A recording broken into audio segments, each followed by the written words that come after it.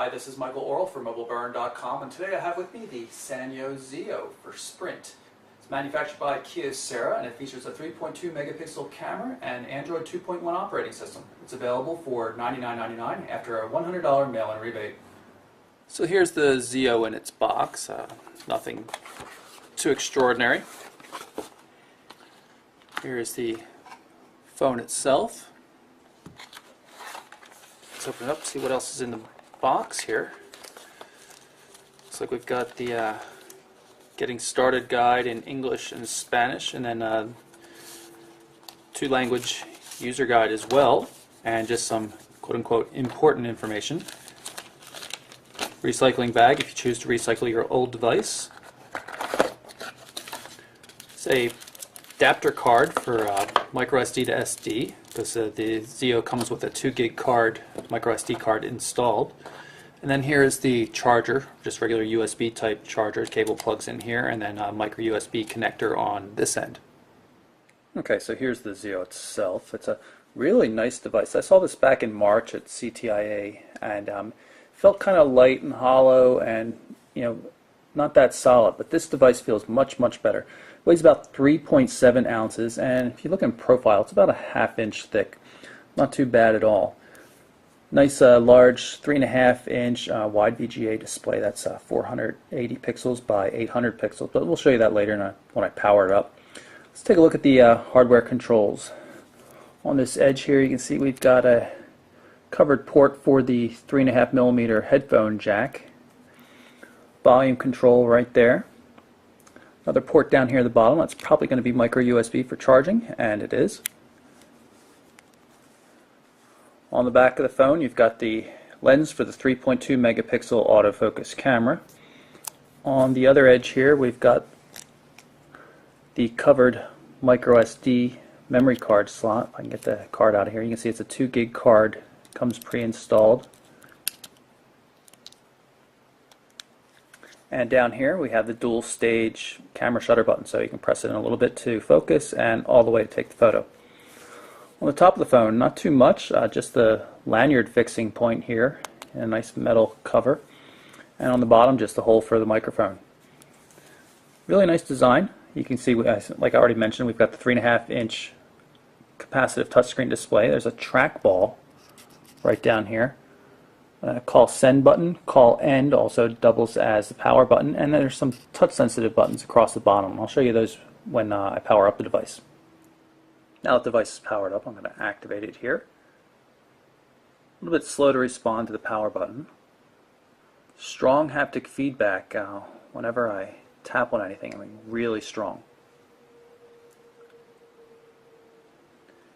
See, we've got, looks like probably going to be 5 home screen panels. See if we can use the D-pad to, we can use the trackpad to move back and forth. Main menu.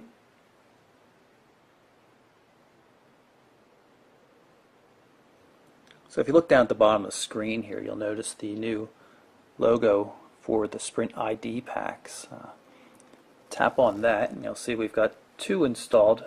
It's the default My ID and the currently running Sprint one. We'll switch over to My ID and you'll see that it pulls up a fairly generic looking version of Android.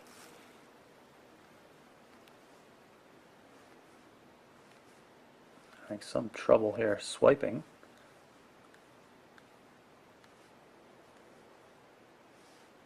But you can see it's pretty generic looking. We go back to this and tap on Sprint and we'll be right back where we were before. Quickly changing basically theme, some icons and widgets and stuff like that. So I'm going to go back into the ID application and we're going to try to download a new ID pack so we can see what it looks like. Let's get the Business Pro one. We'll install that, agree to the terms. Back out, and you can see there's some other ones up here like say Yahoo, for example. You notice up at the top, the notification area, you can see we're downloading it now. Going to install the Yahoo one as well. Now the new ID packs have been downloaded, we're going to go in here so we can install it. Let's do the Business Pro pack first. You can see it's saying it's installing ringtones, wallpapers. I'm not sure what the autocomplete is. Maybe it's adding dictionary entries or something. Oh, and a bunch of new applications getting installed with it.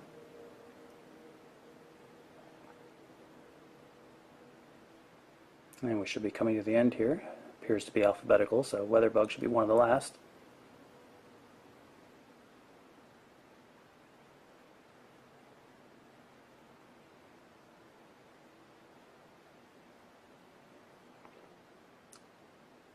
And here we go.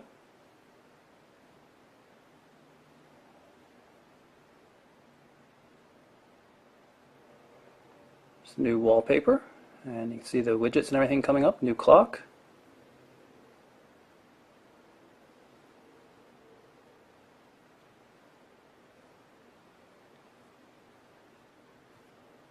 New calendar widget as well. So pretty cool. Let's go and install Yahoo's ID pack and see what that looks like. And it's finishing up here.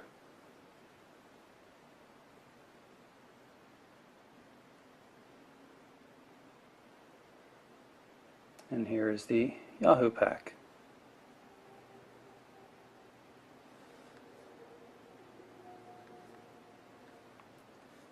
Doesn't appear to be too much in terms of widgets pre-configured in this one. Jump into the main menu. You can see there's all sorts of new applications installed now. The Business Pro one installed Asterisk Tasks, for example. That's still there even though we're running the Yahoo pack now. So there's a lot more applications installed. And of course we can still quickly switch back and forth. Go back to Business Pro, for example.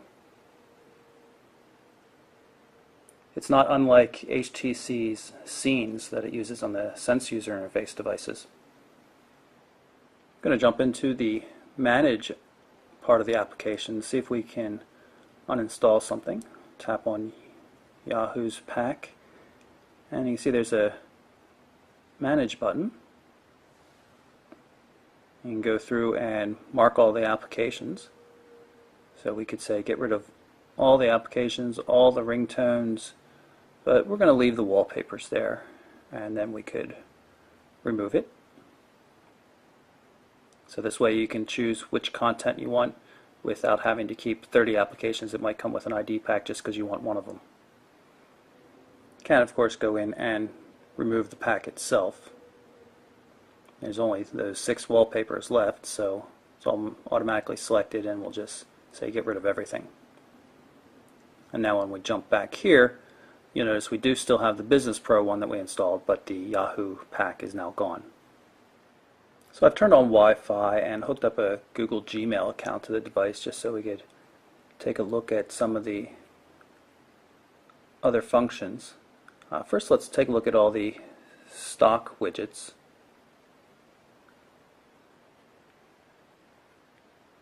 These all come pre-installed. And I recognize some of these here as being the Touchdown Exchange client by NitroDesk, which is great. It's my favorite Exchange client for the Android platform. Right now, let's head on over here to new Contacts widgets. It's part of the Sprint pack. It's kind of cool. Quick access to your favorite contacts and recent contacts as well. Of course, you can always get to those other ways. Here's the contacts, and of course here are just the favorites. I'm going to jump into the settings here so we can take a look at some things. You might have noticed I've run into some trouble with the touchscreen, and I'm going to show you some issues a little bit later too, especially when you get into the email. You can see this actually says it's running Android 2.1 Update 1, which is the current version of Android 2.1.